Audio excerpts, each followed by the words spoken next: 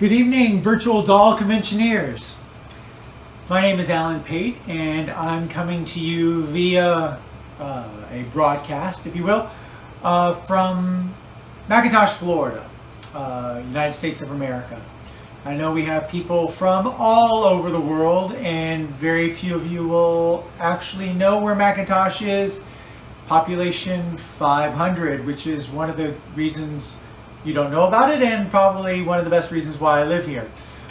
Small town, country living. I'm actually doing this from a barn apartment with the horses down below. If you've seen any of the videos with Rachel and I, you know that there's a big farmstead behind these walls and rafters. But tonight we're not here to talk about farm work. We're not here to talk about tractors.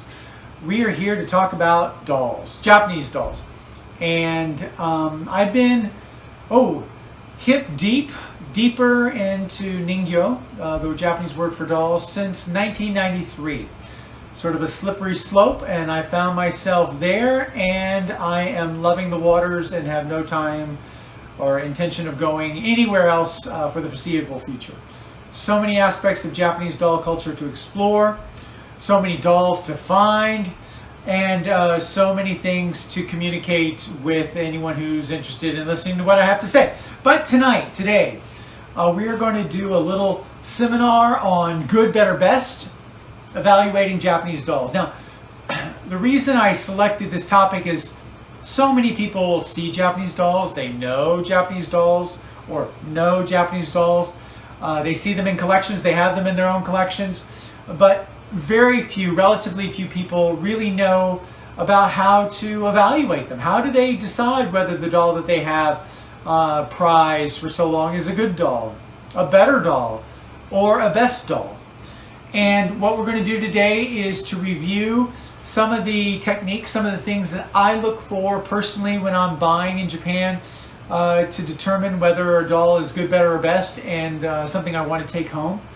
We're going to do this through the prism of Japanese Ichi Matsu. Now, Japanese doll culture is rich, and I don't mean rich with a small r.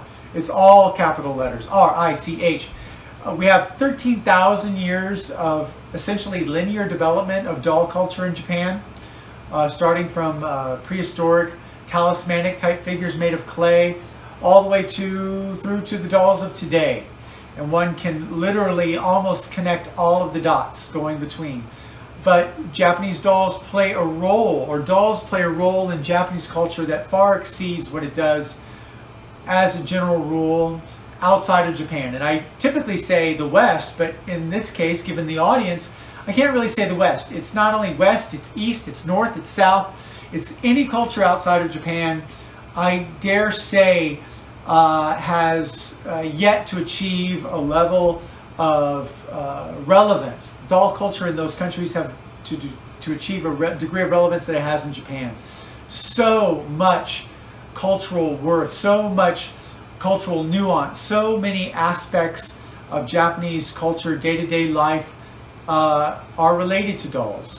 And although we're going to be talking about Ichi Matsu, on the screen right now we have a painting by Utsugawa Toyoharu, a very celebrated Japanese artist, maybe more known for his woodblock prints, but he did what are called bijinga, or paintings of beautiful women. And this is a lovely depiction of a beautiful woman playing with a doll. And I thought that this was a very appropriate way to begin our conversation.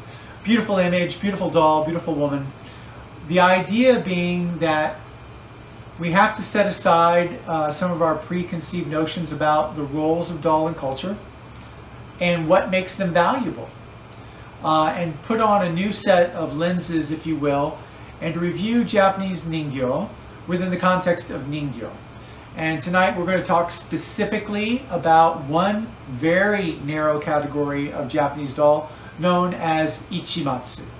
Now, Ichi Matsu as a word sounds, well, very Japanese, and there's a reason for that. It is Japanese. It's related to the actor Sonagawa Ichi Matsu, who was a kabuki actor in the 1700s, celebrated for his beauty, celebrated for his ability to play both young, dashing hero roles, as well as his portrayals of feminine beauty and decorum. And so here on the screen we have slides depicting him in a male role and also in a female role. You have to remember, in the kabuki world, for most of its history, all roles were played by men. Male roles, female roles, all the same, all male actors. Now, Ichi Matsu was very much a celebrity of his day. One time he came out on the stage wearing a checkerboard patterned obi tie belt, and that became a fashion craze. So the Ichi Matsu moyo, or the checkerboard pattern that he wore, became somewhat of a signature of his. And if you look in this print, you can see that checkerboard pattern in both the outer kimono here, with the Sonagawa Ichimatsu crest there, but then also here as well, and this in a female role, and an obviously female role. Brilliant actor, brilliant. And he came at a time when ningyo were frequently being used as a medium to display or portray aspects of popular culture. Frequently they were referred to in this stage as ukiyo ningyo. Ukiyo actually means the floating world, and any of you who have done much studying of Japanese culture may be familiar with the floating world as being practically synonymous with the world of the courtesan, the world of the brothel districts, the world of the theater districts and the actors. And these two worlds elided. They sort of blurred their boundaries. And ningyo, depicting elements of this, were referred to as ukiyo ningyo. And so here is a beautiful, beautiful early 18th century aspect or depiction of an ukiyo ningyo, depicting ostensibly a courtesan, and you can see her obi, her front tied obi there, peeking out just above where her outer garment crosses. Now, courtesans tied their obis in front as a signal of their occupation, and it was also a fashion statement. And so actors depicting courtesans on stage would have worn this type of attire. So when we see a ningyo such as this, we really do not know if it's depicting an actual courtesan or if it's depicting an actor portraying a courtesan. In the latter case, they're referred to as oyama ningyo. Oyama is a term referencing a specialization by a male actor in female roles. And so ningyo occupied a very interesting position within this world, this floating world. And you have actors being depicted in ningyo form, you have courtesans being depicted in ningyo form. But the idea essentially was that their fan base, fandom, could own, if you will, their favorite courtesan or their favorite actor. And of course, costuming, the clothing, or in Japanese terms, isho, was an essential part of this. And so frequently these are also referred to as isho ningyo, or costume dolls, or dare I say, fashion dolls, which is somewhat of a hot button word in the Western doll world, French bisque and that type of thing. But in Japanese culture, isho ningyo deals with ningyo that use clothing to reflect aspects of popular culture. And so this is a beautiful isho ningyo of either a courtesan or of an oyama actor, but carved wooden hair reflective of its early age. Absolutely stunning example. But when you think about kabuki actors and you think about costuming, the idea was that frequently there was a change of clothing. So over time, static ningyo such as this, where the clothes were sewn on and you couldn't do much with it, gave way to ningyo that were designed to change clothing. And in order to facilitate this, they created limbs that were more manipulable, arms that could bend to slide on a kimono sleeve, knees that can bend to depict a doll in kneeling or standing position, articulated feet even to allow them to kneel with the knees spread or feet spread to provide more stability and seat or kneel in the Japanese manner. So on the right here, or actually both images, depict a beautiful ningyo depicting the goddess Okame, the goddess of mirth. And on the picture of the right, you can see her fully formed, anatomically correct, but also kneeling in what is referred to as a mitsuore, or a triple jointed composition, where you have articulated hips, articulated knees, and articulated wrists, ankles, excuse me. That forms the three joints, mitsuore, triple jointed. And this allowed her to be depicted kneeling, standing, but also to facilitate costume changing. And so mitsuore ningyo were very, very popular as a method of portraying not only gods and goddesses, but also actors and actresses over the course of the 1700s, the 18th century. This particular example is early 19th century in date, so a little bit later, but structurally it gives you a very good idea. Many categories of dolls relied on this. So here we have a very large, this is a 36-inch high. Now, that's quite tall. 36-inch high Gosho style ningyo, but also articulated. And so you can see the hip joints here, very clever, a very flush knee joint to allow for great stability, and then ankle joints that could allow the feet to pivot out to the side when in a kneeling position, again to create greater stability. So the dolls could almost function autonomously, if you will. They could stand on their own, they can kneel on their own, they can sit on their own. And that will be very different from some of the dolls we discuss in the future here. So as time moved forward, Japanese doll artists frequently tinkered with and tried to improve joinery mechanisms and whatnot. So here in the first half of the 19th century, we see the addition of of a hip joint, a koshiori. So in actuality, we have ankle joints, knee joints, hip joints, and then a full hip joint. And then in addition to that, we have wrist joints. Now the koshiori, or the hip joint, really allowed for great stability in position of seating. Frequently earlier mitsuore, particularly if they had a tall mage or coiffure, when you put them in a kneeling position, tended to boom, fall over like that bird that drinks water out of a glass. That's an odd reference, but that's the one that came to mind. I'm going to go with it. So this is a sumo wrestler, sexed, depicted with a koshiori, and to allow for changing of sumo costuming. And this sort of indicates some of the direction that they were moving in. Artisans, skilled artisans, were involved in the creation of many of these dolls. This particular doll I love, a mitsuore doll depicting a young samurai lord or noble boy, is from the 36th generation of Buddhist carvers. And taking those Buddhist carving skills and applying them to ningyo. But when we think about that, 36 generations. In this particular case, that takes the artist's lineage, if it's to be believed, back to the 13th century. So a continuous lineage of makers of Buddhist art and ningyo from the 13th century kind of speaks to the uniqueness, if you will, of Japanese doll culture. Its longevity, its diversity, its sophistication of techniques from a very early period, and it's a wonderful world to get involved in, and it's a rabbit hole that I've fallen down. Back in '93, I first fell down this hole, and I'm still scrambling around on the interior and loving it. But each piece just a delight to look at. I'm going to take a small note here, looking at the white shine. Quite frequently I get people saying, oh, well, I have a Japanese doll that's made of porcelain.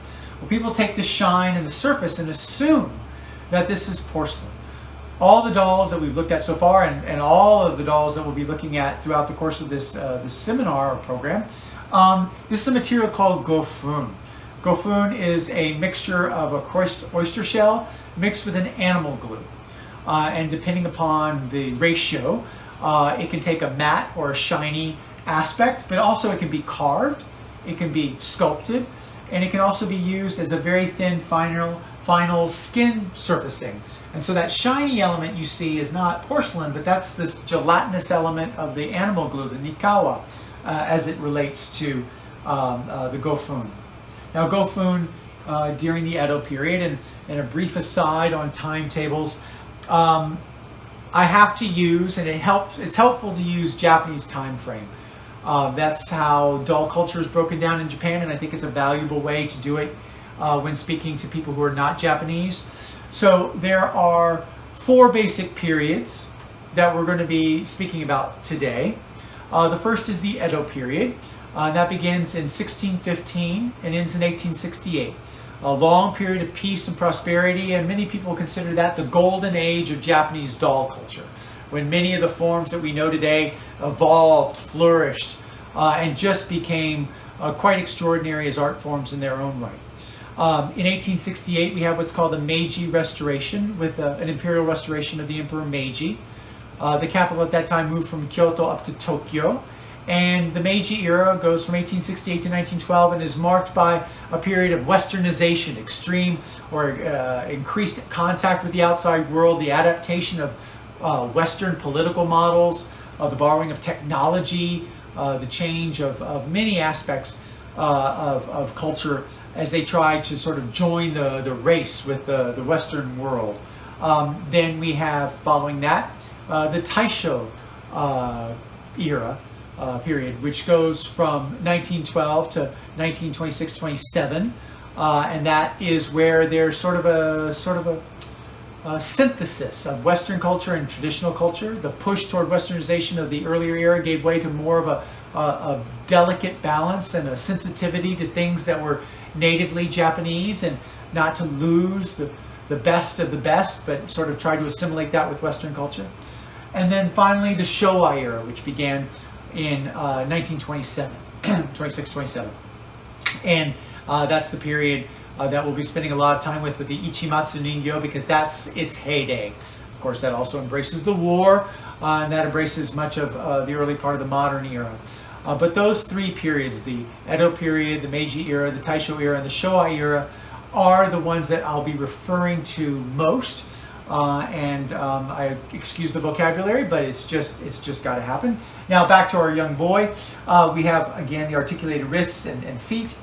Moving through this. But this is the picture I wanted to show. His body is hard. It's sort of a chassis, if you will, carved of wood, covered in gofun. Very, very solid. Now this was standard for Mitsuore Ningyo, a lot of wood, heavier pieces. But at the end of the Edo period, middle part of the 19th century, there evolved a new form of doll. One that was very different structurally, but also very different in terms of its intent. And this was called a daki ningyo. Now, daki literally means huggable doll. These dolls were much softer in construction. They could not stand on their own. In essence, they were dependent, and they depicted very young children. Rather than young adults, they depicted very, very young children. When we look at the arc of the development of Mitsuore, the triple jointed dolls, frequently they started out as adults. And then gradually, as you move your way forward toward the end of the other period, they tended to depict more youthful subject matters. Well, with the daki ningyo, we go all the way to the bottom, and we're basically dealing with infants.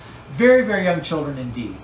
But if you look at their body construction, rather than the hard torso, you have a soft middle. You have soft upper thighs. You have soft forearms with iron, with a metal inside to allow for pliability to move the arms. Now that's been common for a while. You'll notice the joints on the ankles are designed only to flip one way, so they don't pivot, but they just tuck back. And then we also have articulated wrists. So we can't really call this a Mitsuore because we no longer have a hip joint. We really no longer have a knee joint. But daki ningyo, by design, were meant to be hugged. They were meant to be embraced. They were meant to be almost considered part of the family. Textiles were done. Child's kimono would frequently work on daki ningyo. Daki ningyo occupied somewhat of a liminal state halfway between doll and substitute child. And it was not uncommon during the Meiji era for women of a certain status who had lost children or were unable to bear children to have an alternative child, and that would be in the daki ningyo. And frequently in the accessories that go with the doll, you find talismanic components that would have been at home on a child, but here you have it on the doll itself, little talismanic pouches and elements that way. Now, the artisanal skills that went into daki ningyo were extraordinary. Individuals like Ito Hisashige, very prominent lineage, also known for his daki ningyo, made dolls that were so realistic that they were used as substitute children in early photography. Now you have to remember the Meiji era. This was the advent of the West, but it was also the advent of photography. And so you had a strong demand for pictures of quote-unquote typical Japanese scenes that were being sent around the world. And so here you have weavers, but you know, a child doesn't want to sit still for the time it takes a glass plate picture to be made.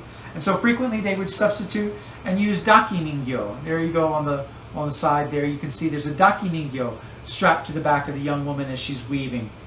Pets as well, not likely to sit still. So you actually also have fake dogs, dog dolls used as props within these photographs. And when you go through albums and books of Meiji photography, it's sometimes fun to find out where the photographer has substituted a doll in for a real figure, whether that be a child or in some cases adults. It's a pastime of mine. I'm sorry, I get bored easily. So let's do a brief conversation about the construction technique that go into the next phase of dolls, and that is in Ichi Matsu, what we'll be discussing mostly today. Now, Ichi Matsu are a mold-based doll form, meaning that there's a base mold that's used for the head, a base mold that's used for the hip, a base mold that's used for the shoulder armature, a base mold that's used for the hand and forearm, because now they're fixed, they're no longer articulated the way they were in the daki ningyo form.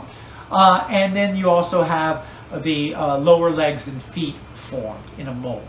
Now, they also are not articulated as you found in the daki ningyo, they're fixed.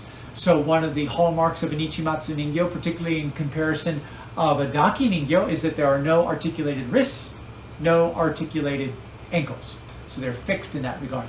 But this base mold done out of toso, which is a wood composite, is covered in gofun.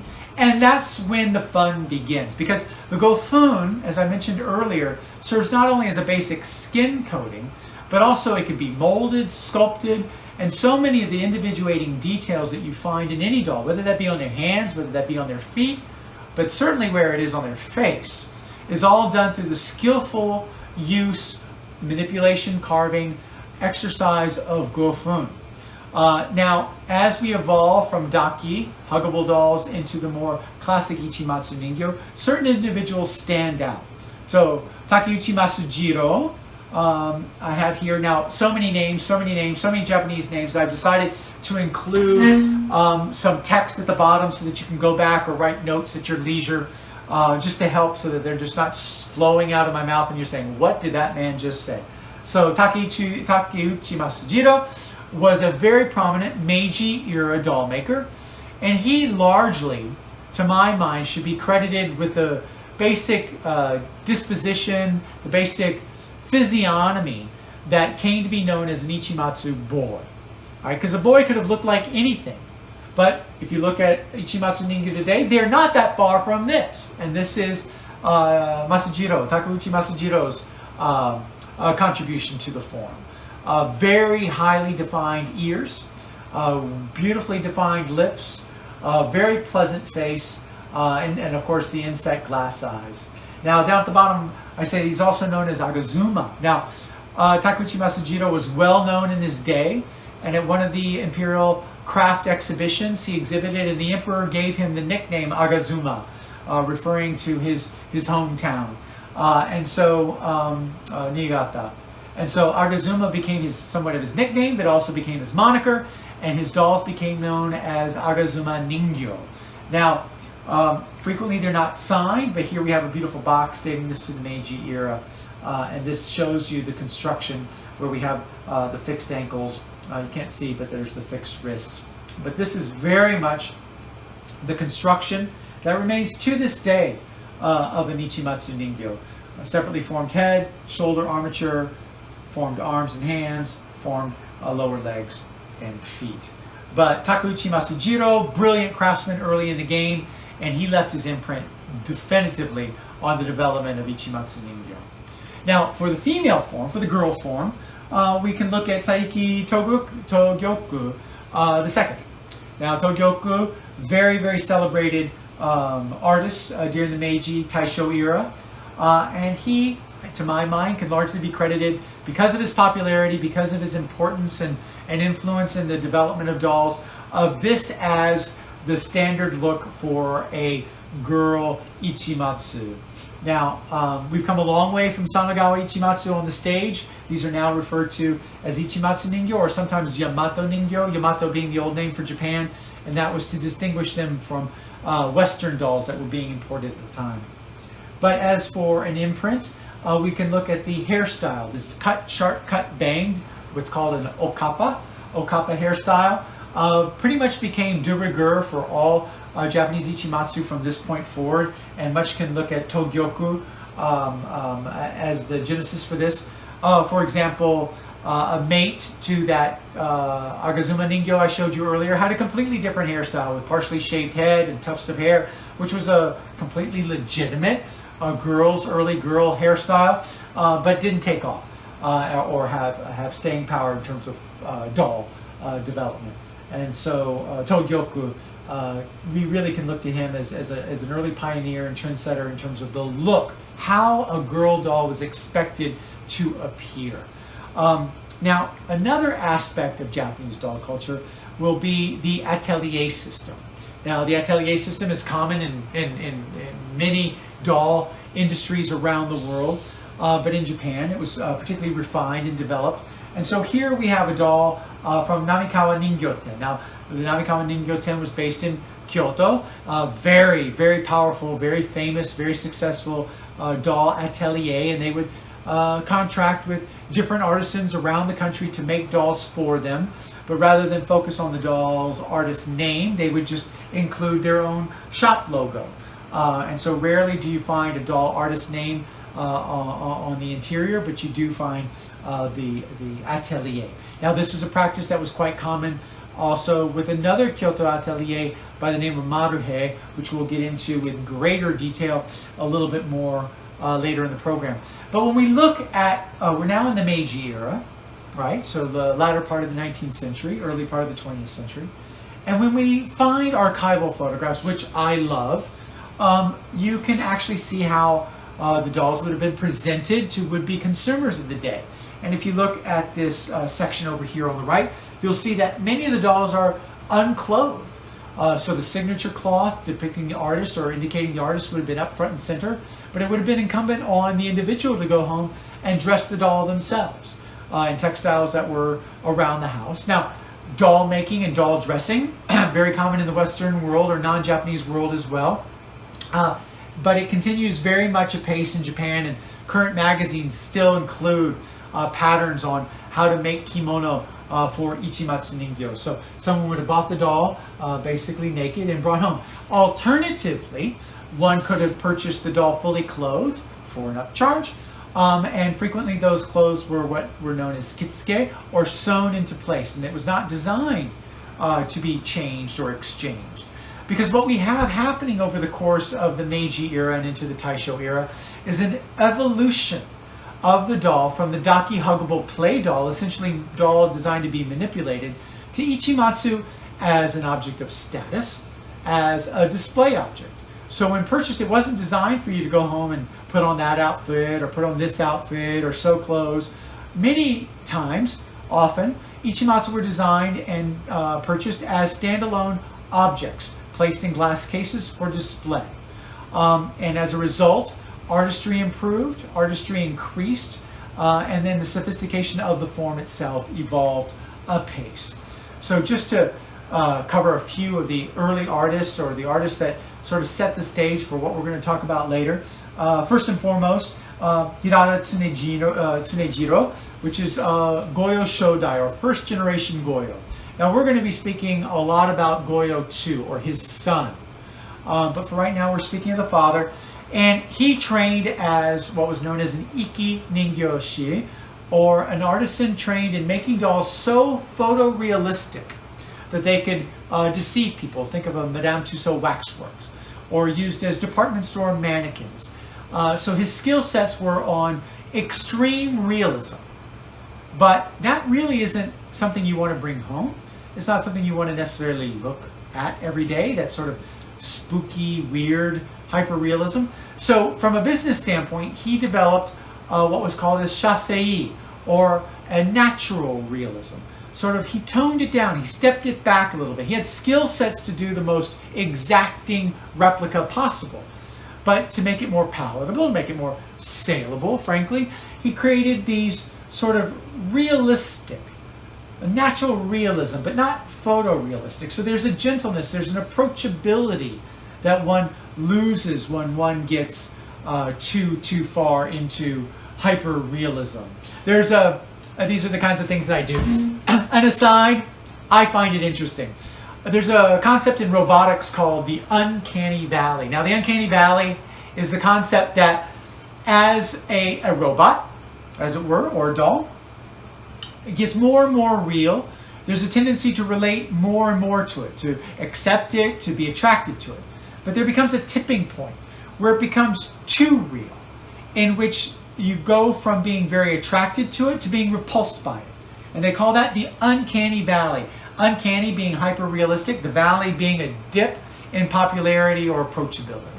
And so Iki Ningyo really pushed that boundary of the Uncanny Valley.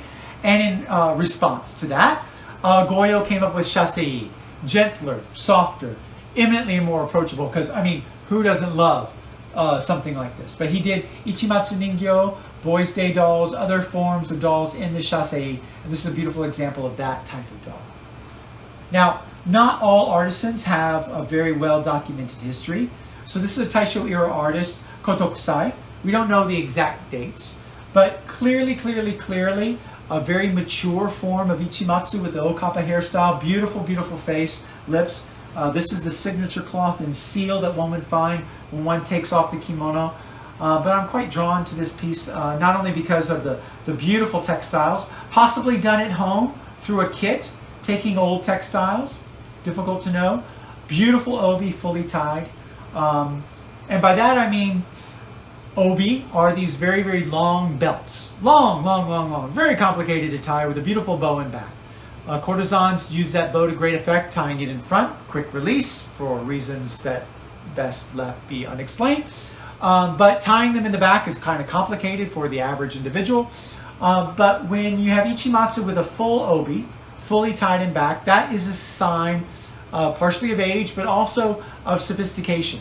Later on, they developed sort of quick tie obis, where you have just sort of a basic cylinder textile tied looking like an obi, and then a clip-on bow and back. Sort of like a young man's clip-on bow tie, because what young man can tie a bow tie? So they do a fast little clip-on. So I tied this myself, by the way. I don't know how straight it is. But anyway, so this is a fully tied obi, and I do appreciate that aspect to it. Now, Yamamoto Ryukichi, also we really don't know his exact dates, but he was very active in the Meiji and early Taisho era, which is the period that we're focused on. The interior seal here just reads Ryukichi, but he also worked under the artist named Kinsei. And so you have dolls that show up with just the seal or seal and signature. But you can tell it's influenced by Masujiro, right? You have the painted hair and the very large ears, but very idiosyncratic. I love this guy. Very, very interesting face. A like pair, or like figure, also by Ryukichi, but signed Kinsei, plus the Ryukichi seal, is this beautiful young girl. Okappa hairstyle, very large eyes, which seems to be, I'm going to flash back quickly, seems to be one of the hallmarks of Ryukichi style, this large eye, beautiful, big, full lips, and again, a beautiful early kimono, fully tied obi, that's really quite wonderful. You'll notice, if you will, down at the bottom, her feet are bare, and most people think, well, don't they all have tabi socks or the white socks? Well, we'll get into that a little bit more in detail later. But tabi socks actually didn't come into use on Ichi Matsu Ningyo until 1927, and I'll give you the reason for that in just a little bit. And so finally, just two more. Hayashi Shigematsu, a very prominent artist, began his career in the Taisho era, continued into Showa, Taisho and into the Showa era. Frequently worked under an artist named Yuju, and this is a beautiful young boy, very, very personality laden, if you will, dating from like the early 1930s well into Yuju's career, but he retained a distinct and very strong individuality in the way he did his dolls. And when I'm looking at dolls, I tend to be drawn toward dolls that show a distinct personality. I like to be able to use the term personality in describing a doll because it shows a little bit more thought, a little bit more individuality was infused in the doll as was being made. Now, Okamoto Guild, I love as an artist for many, many reasons. He was an Ichi Matsu Ningyo artist because obviously he made this beautiful young girl. And this is his seal, Gyokusui, or his signature with the seal there. Gyokusui was a popular sort of mid-range Ichi Matsu Ningyo maker during the Taisho and early Showa era. But his claim to fame actually came when he became involved in the art doll movement of the late 1920s and 1930s. And I'll go into that much later. And he was known for figures such as this, taking a classic Gosho Ningyo, or a palace doll, and here the white Gofun rather than the pigmented Gofun. And Moso, I have to tell the story because Moso is a great story. Moso is one of the 24 paragons of filial piety. And you can see he has a bamboo shoot in his hand. This has nothing to do with Ichi Matsu Ningyo, but it's part of doll culture, Ningyo culture. So this is what I get into, obviously. So Moso has an aged mother who's ill and is deep in winter, and she craves bamboo shoot soup. Well, everyone knows that bamboo shoots only spring in the spring. Here it is in midwinter. What's a boy to do? Well, he goes out into the forest, diligently looking for bamboo shoots so he can make soup for his aged dying mother or ill mother. And it's winter. Ground's covered in snow. Not likely. So in desperation, he stands in the middle of the bamboo forest and cries, and tears pour out of his eyes and down onto the ground, melting the snow, and where his tears fell, bamboo shoots began to pop up. And so he was able to harvest, go home, and make a delicious bamboo shoot soup for his mother, and therefore earning him a place in the pantheon of paragons of filial piety. So that's the story of Moso being done, creatively interpreted by Gyokusui in a Gosho mode. Now, any of you who actually took a peek at the video that Rachel did when she came out to my farm here in Florida of me unpacking might recognize this young boy playing a drum. And this is also by Gyokusui. And as a shameless plug, he'll be part of the sales room coming Friday. But this is where Gyokusui actually made his fame in doing really creative interpretations. Not so much the Ichi Matsu, but he was also a strong Ichi Matsu Ningyo maker. Okay, let's get to the meat of it all.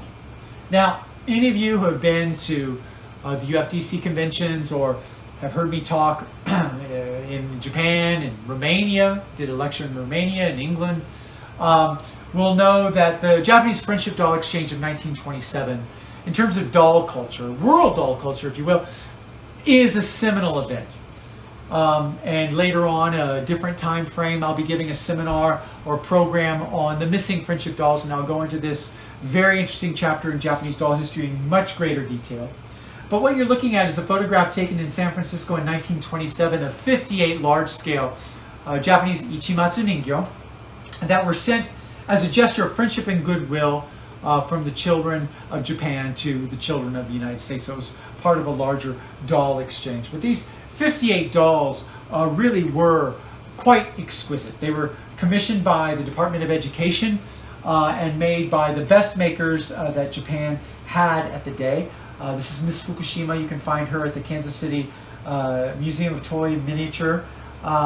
And you can see surrounded by lacquer objects. Now each doll not only was beautiful in and of herself, but also came with an extensive trousseau of chests and tea sets and lanterns and makeup kits and sandals and this, that, or the other. Altogether, about 60 pieces would have gone into their trousseau.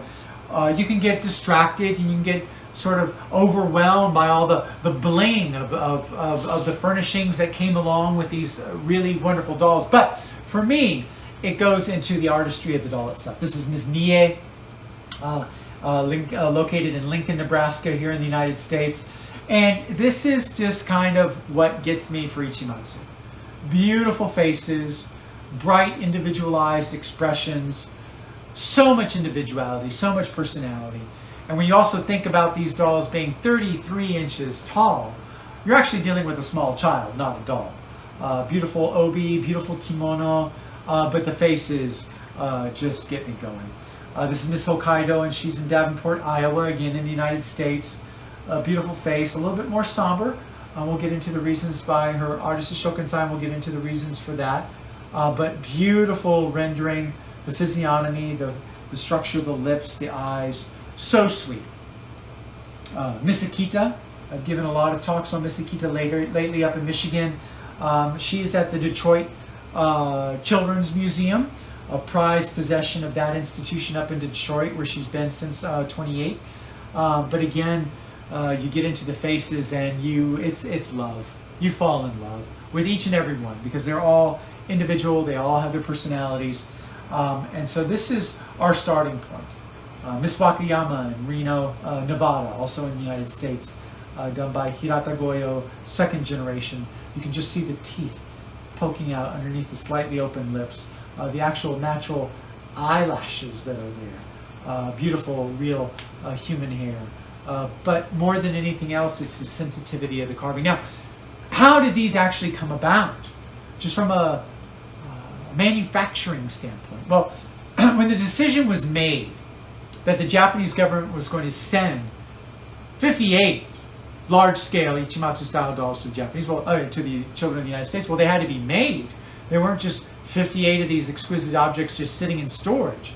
So what they did was, using the mold technique that we talked about earlier, they created 200 base templates, basically raw forms, because they wanted all the dolls to be sister dolls. They wanted them all the same size, all the same basic overall structure. But it was left up to the individual artisans to individualize each doll, to make each one infuse that doll with a personality and a distinctiveness. Now, 200 of these templates were distributed, if you will, to makers who were interested.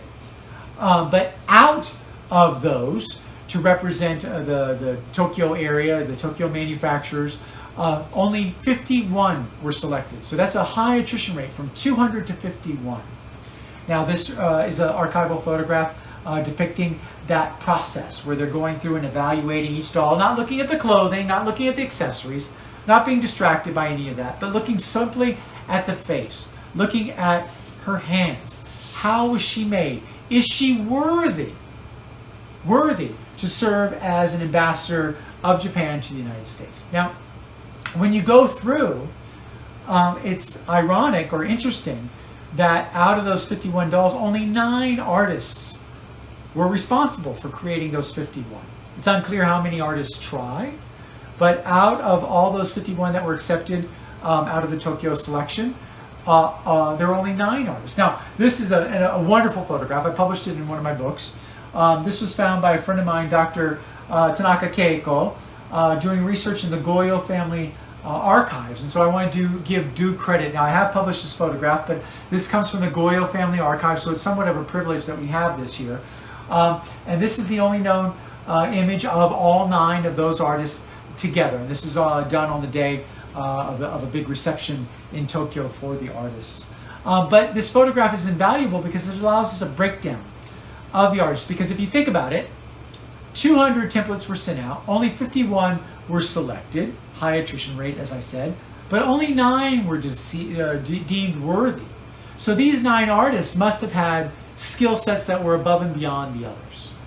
And so as a general rule, when I'm looking for Ichi Matsu Ningyo in Japan, and I try and focus on these artists. Now, it's a little bit tricky because we have their personal names, but we're not always entirely sure of what artist name they use when making Ichi Matsu Ningyo. So for example, Takizawa Toyotaro.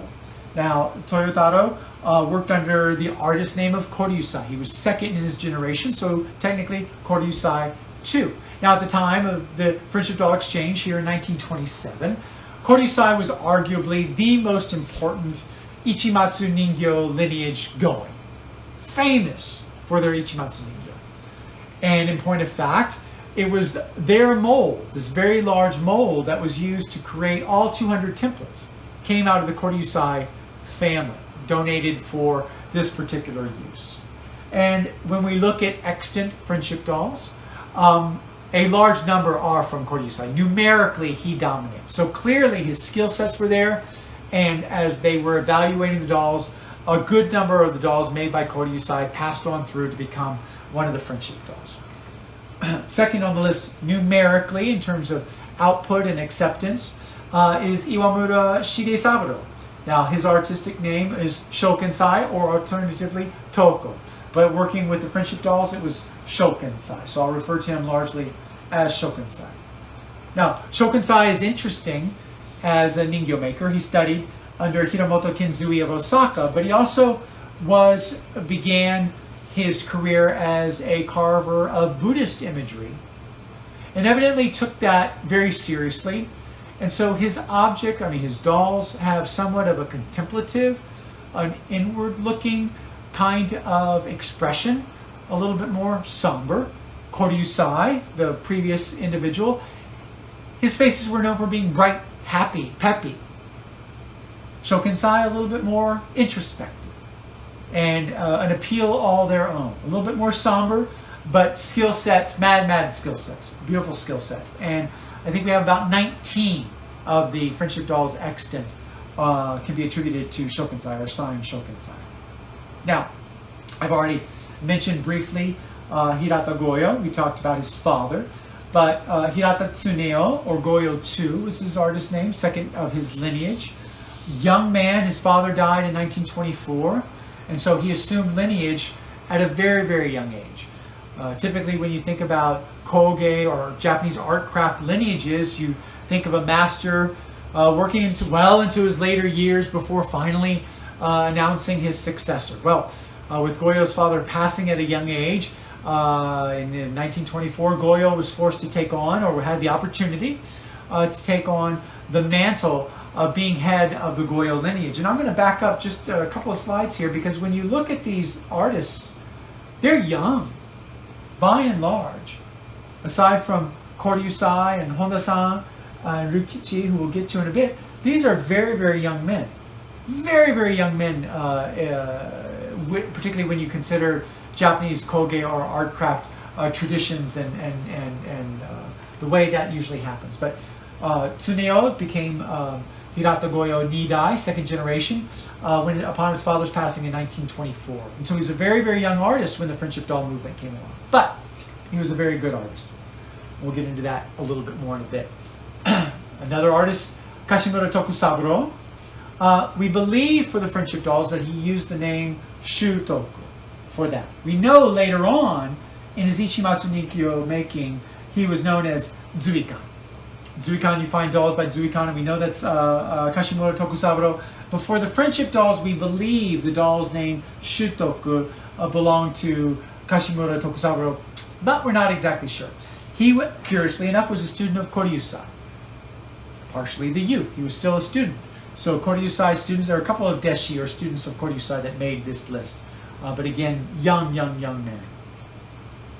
Otatoku Hisa, don't know much about his dates, but the artist name that we believe he used was Tokyu or Tokukyu for the friendship dolls, but he also was known as Shoryusai, and later dolls were known as are signed Shoryusai.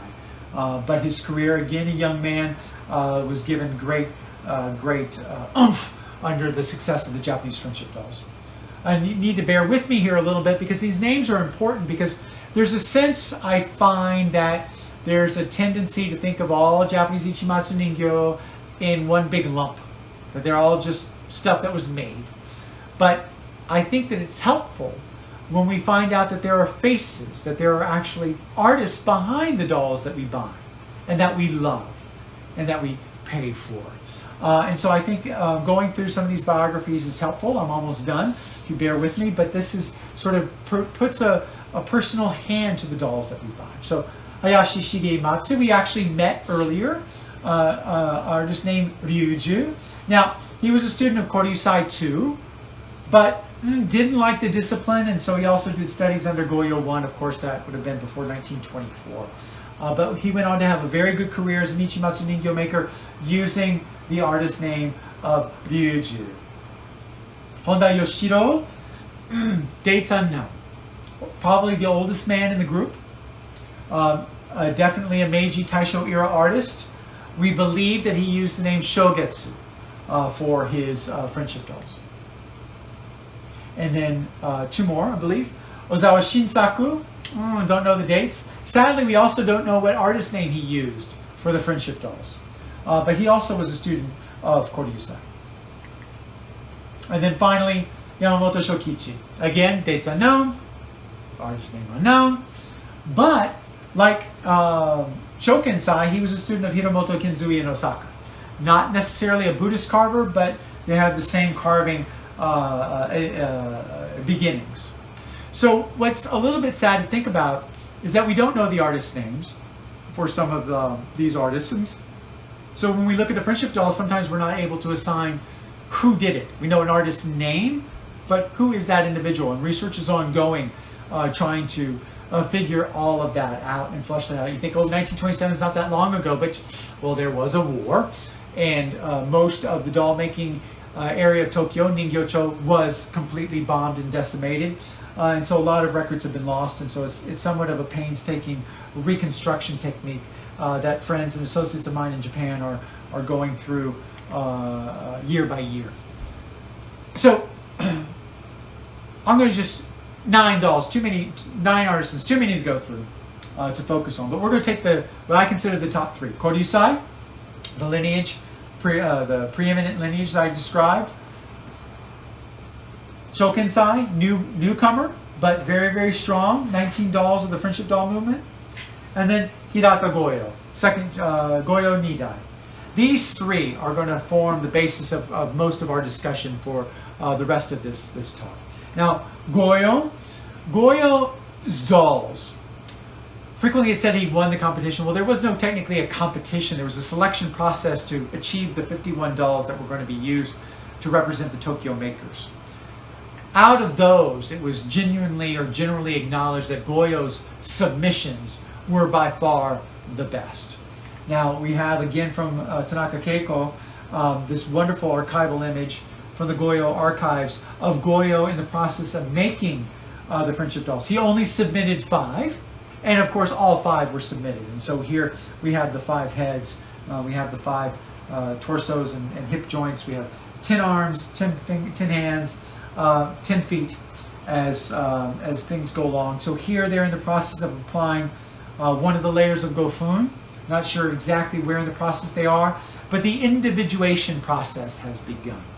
So his 5 dolls, as they would have been submitted without clothing, are these 5. Some open mouth, some closed mouth, but these were considered by and large the best dolls made for the friendship doll exchange, and by extension one can argue that they were the best Ichi Matsu Ningyo ever made. And when you see them in person, a 33-inch tall Goyo, you are inclined to believe it. The faces, the hands, there's a presence behind those eyes that really just surpasses the majority of others. This is a beautiful example of one of the Goyo. Now, we've had a new kimono placed on because she was found naked or with just a small underclothing, but you can see the open mouth and the teeth exposed, the eyes. We'll get into eyes a little bit later. But just a superlative example of Goyo, top of his game in terms of the Ichi Matsu field. Now, Goyo became somewhat of a celebrity because of this, because of his acknowledged superiority or the acknowledged superiority of the dolls he created. And he had vision. He didn't want to be just another doll craftsman. He saw dolls as art and wanted dolls to be recognized as art. So parlaying his success, his fame from the Friendship Doll Exchange of 1927, he founded what was known as the Hakutakukai. Hakutakukai refers to a mythological beast used in healing. Now, why Goyo chose Hakutakukai as a mascot, much less a club name, I do not know. But the Hakutakukai was born in the late 1920s, and their goal was to create dolls, meet and exhibit dolls that tested the boundaries of popular conceptions of what a doll should be or could be. Exhibit 1. One of the first entries that he submitted for Hakutakukai was this image doll, ningyo, of a young woman at her bath, or a courtesan at her bath. A gauze robe revealing her physiognomy underneath. Photorealism. This is very much, you look at it and you imagine her moving. Shocking in that she's nude, or at least not terribly well covered. And Goyo used this as sort of a warning shot across the bow that ningyo were an art form to be reckoned with. Now, we mentioned Gyokusui earlier. Gyokusui, known for his Gosho style dolls, and he created this peddler of woodblock prints for one of the Hokusai exhibitions. Now, I would love to own this doll. The previous doll is in a museum and it gets exhibited periodically, but this doll has gone missing, and I would truly, truly, truly love to own something like this. Beautiful Gosho form, but very modernist. Amazing skill sets, extreme attention to detail. Gyokusui at his finest. Now, Goyo, in his quest to achieve recognition and respect, was achieved in that he was the first ningyo artist, Japanese doll artist, to be designated as a living national treasure in the Japanese system in the 1950s. And so that was, a acknowledgement that people did understand what he was trying to accomplish. But more importantly, his acceptance in the Imperial Art Exhibitions of 1936, known as the Teiten. The Teiten, his acceptance, or the admission of Japanese dolls into the Teiten, an art exhibition, was actually a goal devoutly to be wished. And when it was achieved in 1936, Goyo felt like mission accomplished, that much had been accomplished. But throughout, he was also continuing to make Ichi Matsu ningyo, Boys' Day dolls, other types of dolls, which were the bread and butter of the Goyo family. And this is a beautiful Ichi Matsu ningyo girl by Goyo from his studio from the late 1930s. And we'll get into that a little bit more because we're going to use this as one of our examples later. His younger brother Yoko also followed in his footsteps, making exceptional art dolls, Boys' Day dolls, but also Ichi Matsu ningyo. And this is a fantastic young girl by Hirata Yoko, Goyo's younger brother, also from the 1930s. Just the quality of the textiles, the quality of the carving, leave no doubt that this is an artist at the apex of his career and skill sets. Now, how were these dolls sold? How did people access them? What were their relative values? What artists should we be looking for in the broader sense? Now, I submit here a catalog, sales catalog from Yoshitoku, one of the ateliers in Tokyo that I mentioned earlier. And this is listing some of the dolls and the artists, or listing the artists' dolls that they use. And here we have our Gyokusui there, Gokukyu here. But what's interesting, and then also Goyo, of course, over here. Because Goyo was in demand, very, very desirable. But you probably won't be able to see from your vantage point, but in addition to the names, we also have pricing listed. So let's take our Gyokusui. This is a 1932 catalog, I believe. Gyokusui Ichi Matsu, just sort of your basic, girl, 4 yen, 30 cents. So 4, basically, we'll round it, 4 yen. If you want her dress, 13 yen. Right? So I'm not going to do the math because I don't know the exchange rate, but use that as the benchmark. Contrasted with a Goyo doll, 290 yen. So let's do our math. I can't do math, so I'm not going to even try. But 4 to 290 is what might be considered big math and expresses relative value within the Japanese marketplace in the 1930s, and how much cachet Goyo had for his Ichi Matsu ningyo because of their quality, because of their popularity, and as a result, Goyo ningyo today continue to be leagues above other makers and manufacturers.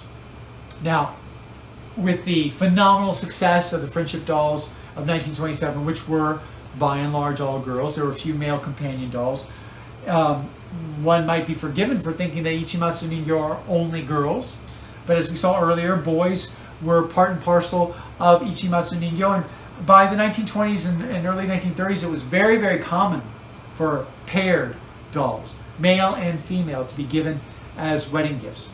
And these dolls were not designed to be taken home and dressed and played with. They were designed to be displayed, frequently in glass cases. And as a consequence, artistry increased, the sophistication of materials increased, and you have an entire industry evolving around Ichi Matsu Ningyo as a very refined art display object rather than just a doll. So that sort of basically sets the stage of Ichimatsu, its history, Ichimatsu construction technique, how it sort of evolved as an art form. But let's get down to good, better, and best. Now I'm sure you probably thought by now I've forgotten that this is where we're supposed to be going all along, but I knew I was going to get here eventually. You have to bear with me. So I present to you for consideration, as they say, 3 beautiful boy Ichimatsu Ningyo made by our 3 artisans, Shokensai on the left, Koryusai in the middle, and Goyo on the right here. Now, each exhibits a very distinct personality, very much reflective of the artist that made it. Shokensai, you can see a little bit of the seriousness. Koryusai, you can see the happiness. Goyo, you can see the shasei, the realism, the stylized realism. So each very much true to their character. So let's break it down one by one. When you look, well, all dolls, it's not just Japanese dolls. It's the face, people. It's the face that grabs you. It's the face that holds you. When you go to a case and look at Japanese dolls, you start with the face. They stare back at you. You stare back at them. So in evaluating good, better, and best, or horrible, or fantastic, I always start with the face. Now, Shokensai, typically fairly easy to recognize because of that demeanor, the sort of a little bit more somber, broad facial physiognomy as a rule.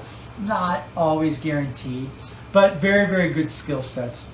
Beautiful formation of the lips, the philtrum, the way the nose is defined, the subtleness of the chin, the broadness of the jaw, beautifully well painted hair, lined hair, beautiful glass eyes, nicely sensitively run ears. But in this particular case, and you're going to get a little confused here, but we're dealing with a doll that was sold through the auspices of Maruhei Okiheizo in Kyoto. Now, we've talked about the atelier Namikawa Ningyoten, and I mentioned at that point that frequently they didn't put their artist's name down.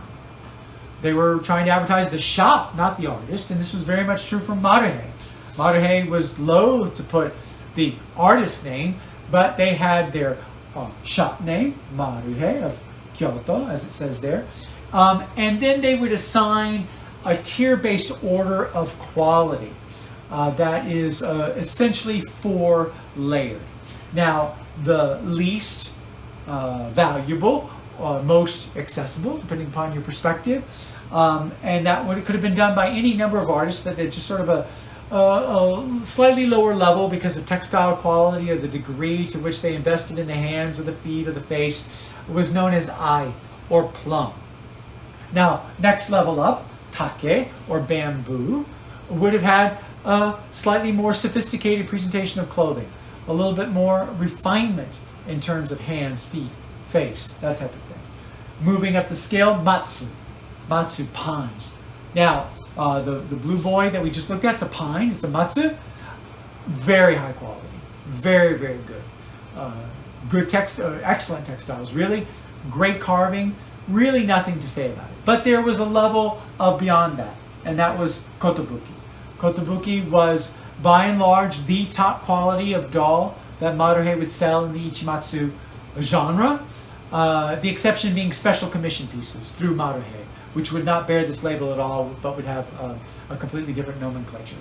But ai, take, matsu, kotobuki, the 4 basic tier groups of artistry through Maruhei Okiheizo. In addition, while we're on the subject of Maruhei, Maruhei also was known for its boxes and having the label and its shop label inside the boxes. And quite fortunate for us is periodically it would change its label. And that allows us to do some really good dating from early on to more modern. This when they initially received award, and you've got telephone numbers that start coming in, and then you can see history unfolding within the box labels. And so whenever I get a ningyo with a maruhei box, first thing I do is to check the label and go through and see where it falls in the date line. But going back to Blue Boy, beautiful kimono, but I love his hands. All right, so hands, important indicator of quality. We have very well defined fingers, a lot of space there. Tsumikiri, which is the carved nail, fingernail detail. And then we have dimples up there at the top knuckles. All very, very well rendered. So a very, very fine hand. And I'll take a minute just to look at the textiles because of almost zero fading. Kashiwa family crest that would have been repeated 5 times on the kimono. Beautiful design on the kimono haori, outer kimono sleeve. And so here's the kimono itself. Now, boys, Ichi Matsu boys, particularly from the 1920s on, are typically, there are exceptions, dressed as in their most formal, as if they're being presented to a shrine on what's called a Shichigo-san, or 357. These are age 3, 5, and 7 are very specific ages in Japanese culture in which children would be introduced to the community via the local shrine. They put on their best of best clothing. Now that's held in November, and if you go to Japan in mid-November, frequently you'll see shrines being swarmed by all these adorable young children dressed in their finest. And for finest, it would be a haori outer jacket with the family crest repeated 5 times, hakama trousers, obi tie belt, and that would be your formal for a boy. Girl, of course, being quite different, and we'll get to that in a minute. All right, doll 2. Moving on to Koryusai. Now, Koryusai said very prominent lineage, very strong maker. Koryusai signature and seal here on the interior. And his face has that wonderful, ineffable happiness that Koryusai was known for. Beautiful modeling around the lips, the eyes, the nose, the formation of the eyebrows, the shape of the ears, the chin, all perfectly quintessential Koryusai. Clean, beautiful tincture to the gofun, so it's not that white that we saw earlier, but a slight skin tone, and just really an excellent example. Turning to his hands, we have a little bit more of a natural curvature, a little bit more of a resting pose, if you will. The Shokunsai hand was a little bit stiffer. Individuated fingers, yes, but a little bit stiffer, and I like the naturalness of the bend that occurs in this. Textile-wise, he's wearing haori, hakama, inner kimono, obi, but missing the 5 family crests, and this has a little bit of a wow, it's a strong personality. Boys' Day symbols infused into it, a long sword, bow, that type of thing, a suit of armor components, and quite frequently in Boys' Day haori and kimono, you'll find Boys' Day symbolism worked in, which is really quite natural. So, turning to our third boy, and we have Hirata Goyo Nidai, 2nd generation, and his signature cloth is a seal, Goyo. Now, when you look at a face like this, you can see that we're moving into a completely different order of quality and individuality than the others. Shokunsai may be beautifully executed, Koryusai may just have his skill sets down, but Goyo took it to another level, infusing his dolls with a very intense individuality that one might be tempted to assume was portraiture, although that's been debunked. But what I really do enjoy about this particular figure is the peak of the eyebrows, the little pursed element of the lips gives him quite a bit of an expression. He knows you're looking at him, and he's looking at you as well. Now, when you look at his hands, you have that wonderful naturalness where the hands are relaxed and slightly flexed. You have the dimples at the knuckle, individuated fingers. Now, the fingernails are not tsumikiri carved, but painted details here. So if there's any one knock I would make, I would prefer to see that as a tsumikiri, but very, very small exception. And when you're dealing with Goyo, really no need to worry. So here we have him in his outer haori, that taken off, revealing his inner kimono. Again, repeating the 5 crests. And this, you can see he has some fading. So overall, the original kimono probably would have been this color, but it's faded down to that. But I can forgive that very easily, given everything else. Beautiful, very high quality silk hakama, beautiful blue, purple kinran brocade obi, Boys' Day symbols, as I mentioned, on the haori jacket, repeated as well on the inner kimono. So let's do a side-by-side, quickly, a comparison of faces. Shokensai on the left, Koryusai in the middle, Goyo on the far right. And again, you can see the individuality coming through, not only in terms of individuality, in terms of personality, but also carving styles. A little bit more pigmentation in the Goyo piece than in either of the other two, but neither of the other two are pure white.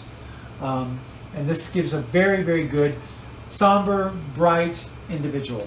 Might be a short form. Hands, slightly stiff but beautifully detailed.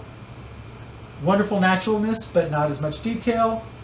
Naturalness and a wonderful level of detail, but not the tsumikiri element that I would like to see. And then there we are. Good, better, best.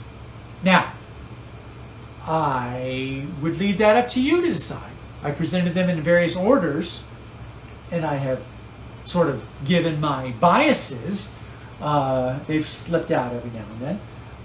But they're all excellent dolls. All excellent dolls.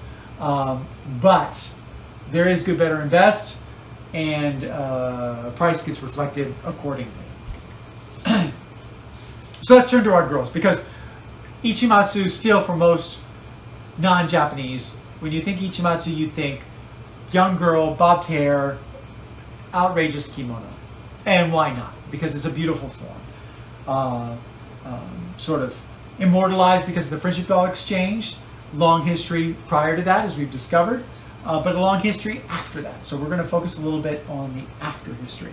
So here are 3 examples. Koryusai, we're shifting the order a little bit. Koryusai, Shokensai Toko, and a Goyo doll that we met briefly earlier.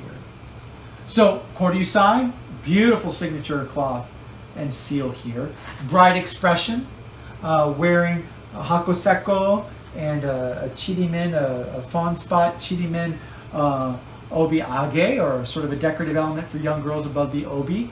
A nice little touch there with the bow in the hair, a little bit of jaunt, but you can see quintessential Koryusai, bright expression, quite happy. Hands, a little bit stiff. Now, this is a working theory.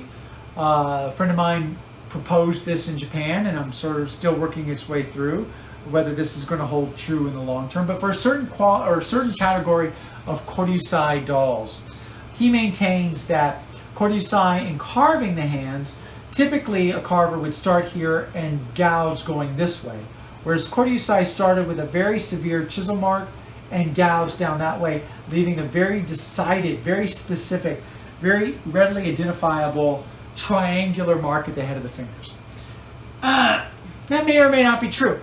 We'll find out. I need to do a little bit more and go back and look at other examples and look at examples in the future.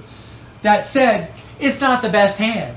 We've seen really good hands before. This is doable. It's not a club, but it leaves somewhat to be desired. Beautiful kimono, but the hands are a little bit down for me. So, exotic kimono, beautiful, almost hothouse flowers, and that reflects well with the bow in her hair, gives it a very a wonderful feel. She does have the individually tied obi, a beautiful kinran brocade obi, the obiage, obijime, hakuseko purse. You can't see, but she's got tabi socks on underneath there. But a beautiful, beautiful example of a Koryusai doll. If this was a Maruhei doll, this probably would be a take, a second level, a bamboo, as opposed to a Matsu or a Kotobuki. So turning to Shokensai girl, I love this girl. I'll let you know in advance. Beautiful kimono, beautiful face, very much Toko. A little bit happier than some of Toko, but not quite as happy as Koryusai. I love the eye formation, very pronounced philtrum above the lip, beautiful full face, and again, obi, obiage, obijime, obiage, hakuseko purse, very much a la friendship doll, with a beautiful figured silk, red silk kimono with fantastic Yuzen stencil design on that we'll look at a little bit more. Her hand, okay, I love the hand. The hand is a good hand. I mean, you really can't do much more than this hand. So you have very individuated fingers. You have the tsumikiri carved component of the fingernails. You have the dimples for the knuckles. You have the thumb, but also you have a naturalness. It's like the hand is resting. Before, the hand was a little bit stiff. The blue boy, a little bit stiff. The fingers just relaxed. But this also gives you a very good sense of the quality of the kimono. It's a really exceptional, fine red silk kimono. And then also, going into details, tabi socks are defined by having a separated big toe. But you can stick a tabi sock on any foot, doll-wise, and it'll look right. But here they've gone to the level of detail of doing a very clear delineation, separate the big foot, or the big toe, excuse me, so that the tabi can fit very much correctly. And then in addition to that, put on sandals and things like that that have to have that gap in order for it to work. And then also just to include loveliness of the roundness of the lower the cheek and jowl area, and beautiful glass eyes. Now, it's said, now I haven't seen actual research or definitive research on this, but that Goyo, Koryusai, Shokensai, this would have had their go-to eye people to make these eyes just so special, so real, so not just a simple glass eye, to give them that little extra something. And this really shows up in this image. And then finally, on her kimono is, as I said, red figured silk with this stencil design, Yuzen stencil design that's absolutely wonderful. But I am in love with his obi, tapestry weave, using sort of zoomorphic forms. A full obi, fully tied, as opposed to a clip-on. And I would have just bought the obi alone. Again, speaking to the quality level, they went the extra yard in terms of dressing that way. Oh, so finally, for our girls, turning to a goyo, San Goyo, Jojinsha, which is his studio that was in operation prior to the war. Beautiful face, again, a lot of that personality, but you can see eyelashes, very pouty lips, very chubby kind of cheeks, beautiful okappa hairstyle. This would, of course, be real human hair, not silk fiber. The kimono, now the kimono is gonzo. It's just extraordinary. You have your family crest depicted there, your hakuseko purse, your obi, your obijime, your obiage, the fan. But when you look into the design of the kimono, sorry, gotta deal with the hands. Again, goyo hands, naturalistic. Now here we have our tsumikiri. Naturalistic curve, knuckles, tsumikiri. I love that hand. That's just the hand to go to for me. Perfect, perfect, perfect. Now, the kimono. The kimono is a masterpiece of painting. Its design, its palette, the motif, the level of execution, the use of supplemental embroidery discreetly, is just, it's depictions of like the tale of Genji. And I did this just to give you a sense of, I could hang that on the wall and be totally happy. So this kimono, beautiful silk crepe with a beautiful dyeing, painterly component. I love that kimono. So, our three girls, our Koryusai, our Shokensai, our Goyo. And again, like with the boys, you can see a lot of individuality in each. You can see the hand of each, the brightness of Koryusai, the somberness of Shokensai, and the individuality of Goyo. Good, better, best. Hands. Again, Koryusai, kind of cheated there, but there you are. Fantastic, very good Shokensai hand. And then a very naturalistic Goyo hand. And you can see two different interpretations. Similar if not identical levels of quality, but a very, very different interpretation. This being very Goyo, this being very Shokan-san. And then there are our three girls.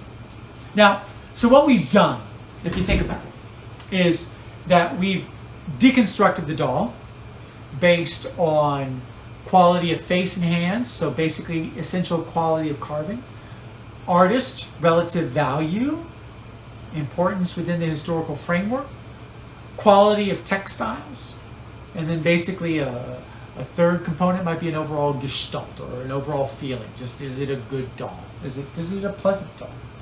Good, better, best. So these are the filters that I use when I go through.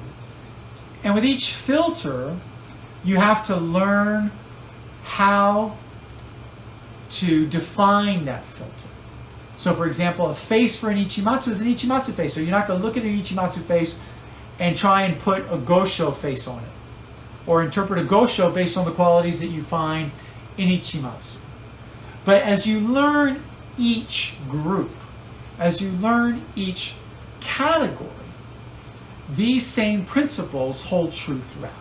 Whether that be a warrior doll, whether that be a Gosho, whether that be an Isho, or whether that be a Hina. So we're going to do a quick little look in that direction right now, just to see. So going back to a Daki Ningyo being the immediate predecessor of Gosho, of the Ichi Matsu that we've been looking at. So Daki Ningyo, again, with articulated wrists, articulated feet.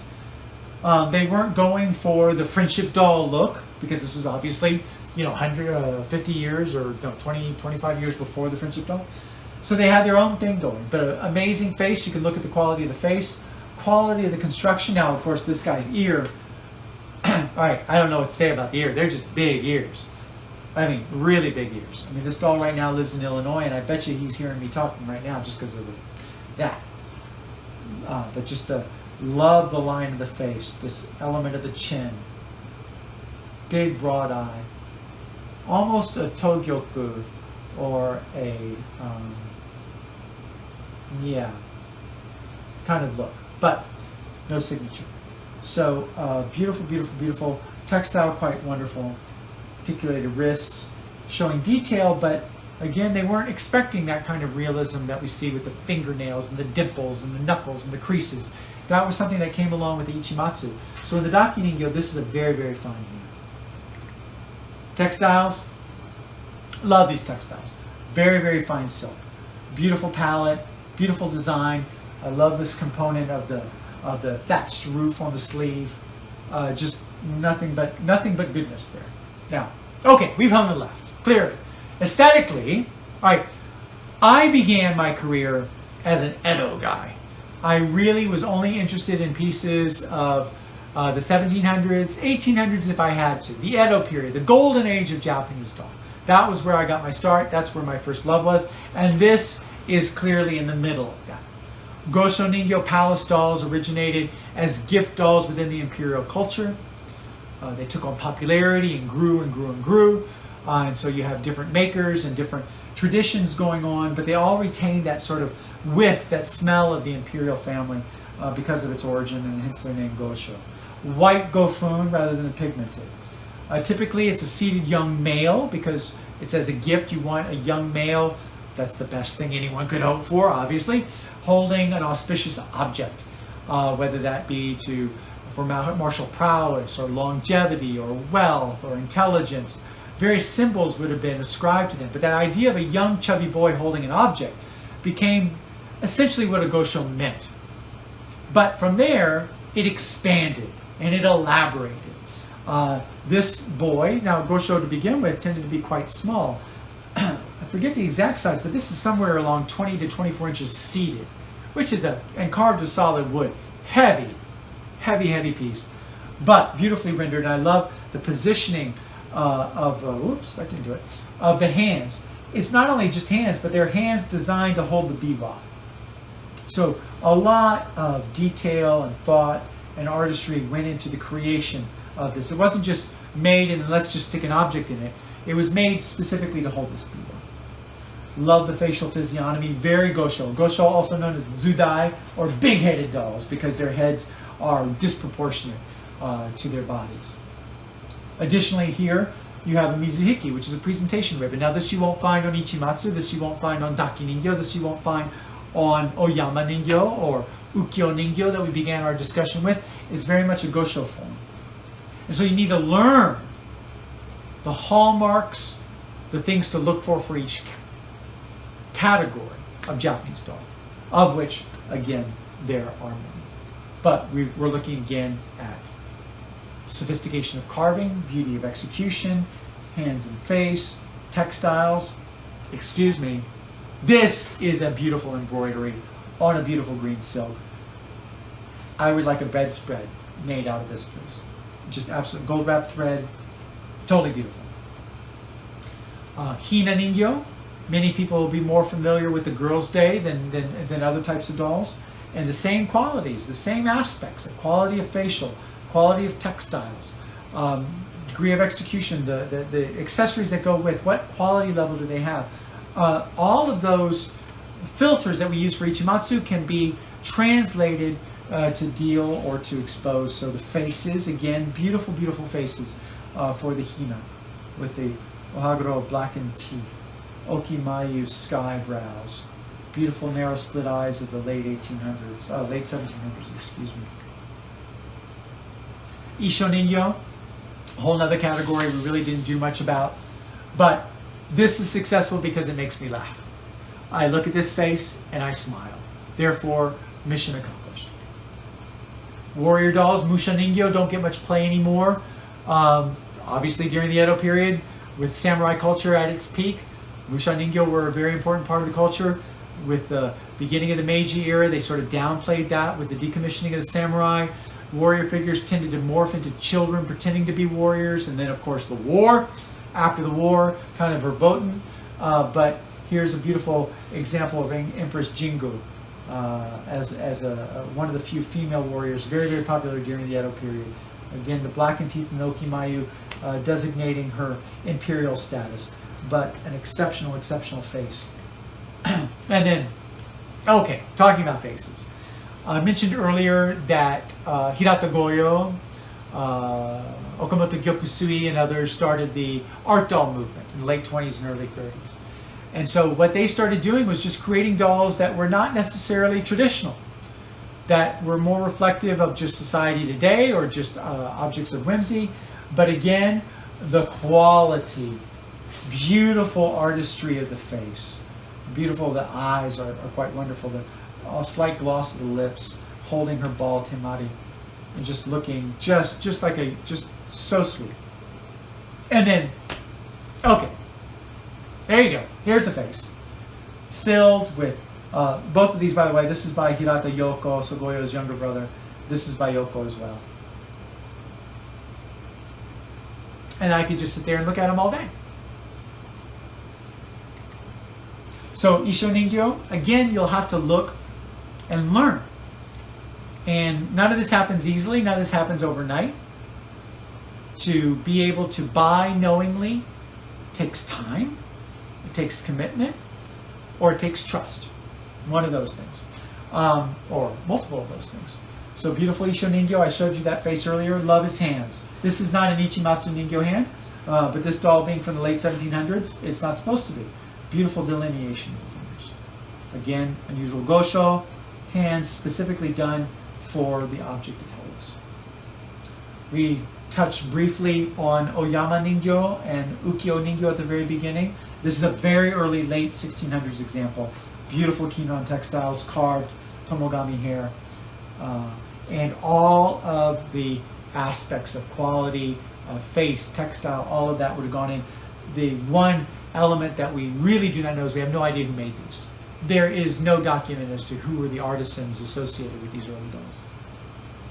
And again, you can get lost in the textiles. And finally, getting very, very close to the end here. So each category, and there are many, is a world unto itself. A world! So this is a musician from a Girls' Day set wearing yusoku textiles. Now yusoku is, that's a whole other talk. These are textiles that are done de rigueur as would have been used with the imperial family. So when you're looking at a yusoku hina set, you need to be aware of what yusoku patterns are. How authentic is it? Where does it vary? That type of thing.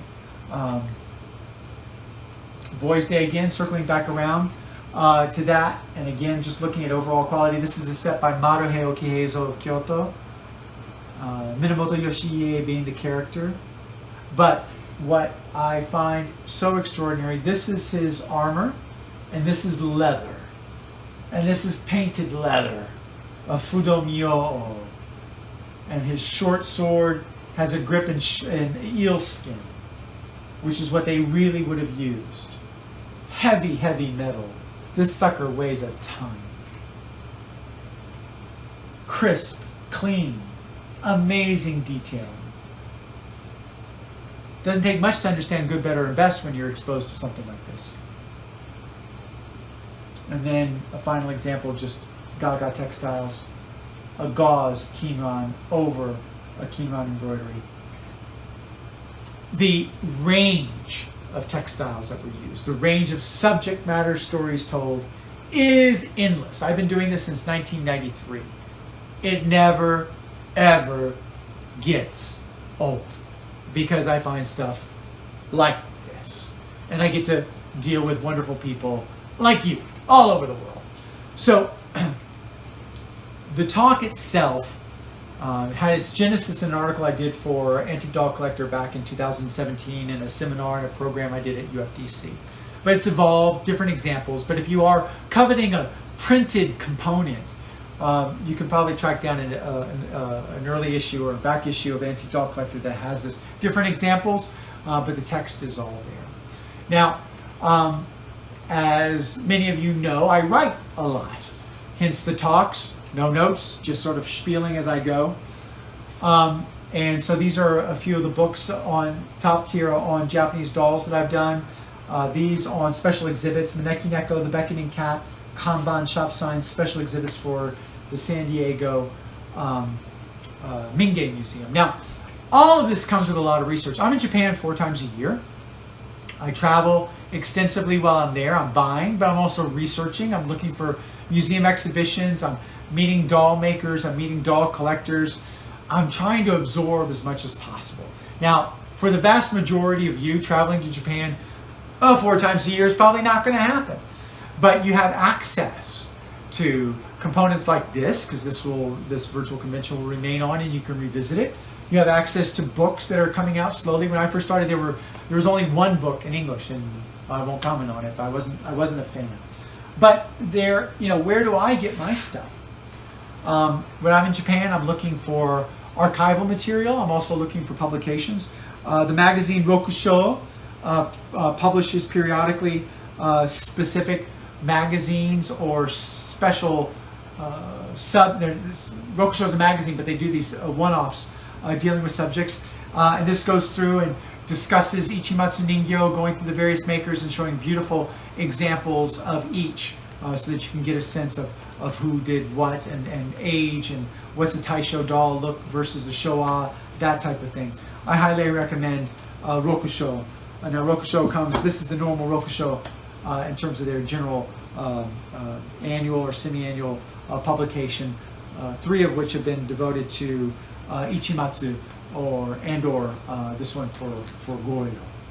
Now, these are all fine, they're all good, but they're not very deep, ultimately. And part of what I try to do is go as deep as possible.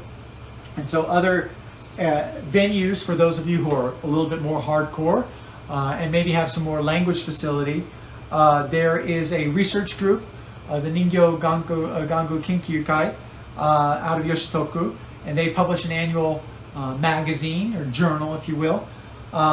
And these 2 issues, number 16 and number 17, back issue, out of print but doable, have profiles on many of the artists that we've discussed today and others, biography and that type of thing, personal details. And if you're crazy into research and really, really want to go deep, there's this wonderful 2-volume set that was published containing interviews with contemporary makers, their memories about the earlier makers, those that came before, their teachers, the teachers before. And in this you get the dirt, the gossip, but also amazing information that just adds to. I love knowing more about who made the pieces that I fall in love with. But of course, I highly recommend my own books. And coming to the close of all of this, this is my most recent book on the Friendship Doll Exchange. Now, it's £9, 560 pages, but covers a lot about the history of Ichi Matsu Ningyo, profiles the artists, many of the artists that we've talked about today, and is filled with colored images and fold-outs and all of the above. And I encourage you to track that down. It'll be for sale in the sales room as part of my site. So, and there we are.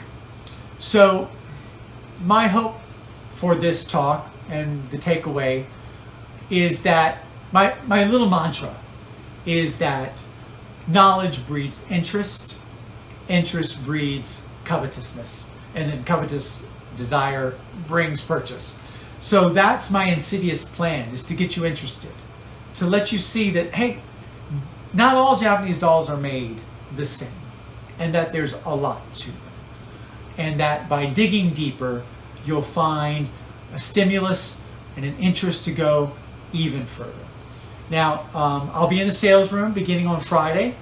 Don't know yet how many I'm going to have on the site, but here's different ways to contact me. Email, so good. Website, I'm sorry, I've lost my webmaster and it's old. Facebook, I'm trying to get the hang of it with videos, update posts, and new acquisitions and the like. Now, as a final thing before I say goodnight, I didn't want to do this whole evening alone, and excuse me for passing in front of the camera. Look at that business card, you can take notes. But I didn't want to think that I was here alone this evening. But I brought a few friends. And all of these young people will be with us on Friday. So, with that, I bid you a very happy, whoa, that's an intense light, Ningyo convention or virtual doll convention, and I look forward to seeing you virtually or in reality. So, thank you so much. Bye.